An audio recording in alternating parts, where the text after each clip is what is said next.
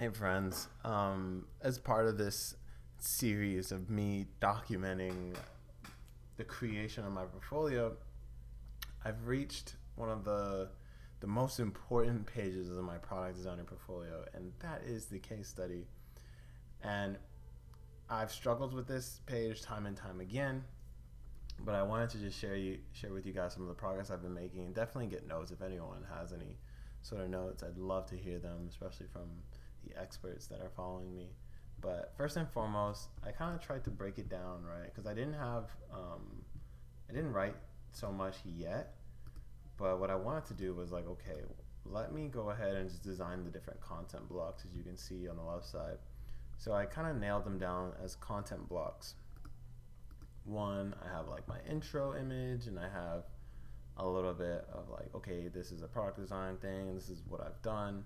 Then two, I have like the team I worked on, a little bit of overview, and one of the biggest like content blocks I've seen that people mention is there's a little bit of a framework, and it involves, I believe I wrote it down right here.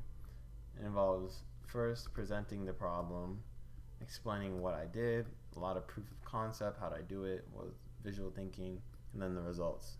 So I was like, okay, today, like, I'm just gonna focus on designing components that I can use interchangeably between all the projects that I have, right?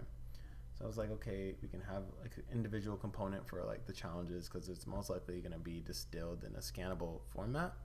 So we want to have like one, there was this, two, there was that, and three, and then you can have a little image. Don't mind whatever I have here so far.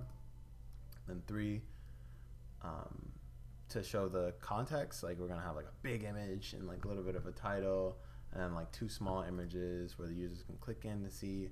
Then I also realized, oh, like there needs to be some sort of storytelling. I've noticed from a lot of designers out there, they have their case studies, they refine them to this point where they're just like these clean ass stories. So I was like, sometimes you need a little bit of a text block, and I want to keep it scannable. So I was like, okay, let's slap a little bit of a background on that. And as the user's looking through these, they can get like, oh, this is creating the mobile experience, and here's some of my thoughts. Then I can show like more context again. I definitely got to go back and revisit some of these screens, maybe clean it up. And then I was like, okay, we can have another content block and give it a little bit of variation. Like, keep in mind, I'll be coding this, so I don't need to make every image the same size. I can play around with this stuff. I can play with the grid here and just get some flavorful kind of design solutions.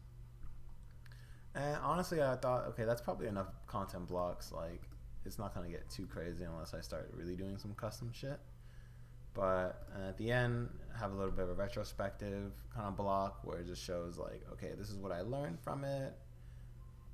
And that's practically it. And then at the bottom, I don't know if I'm going to have a sticky navigation yet, but at the bottom, I can have the person that's just looking at the case study, they can just click next project, or they can go back to the home page, and then like I have the same footer like always. So this is what I've been working on, guys. It's coming together slowly.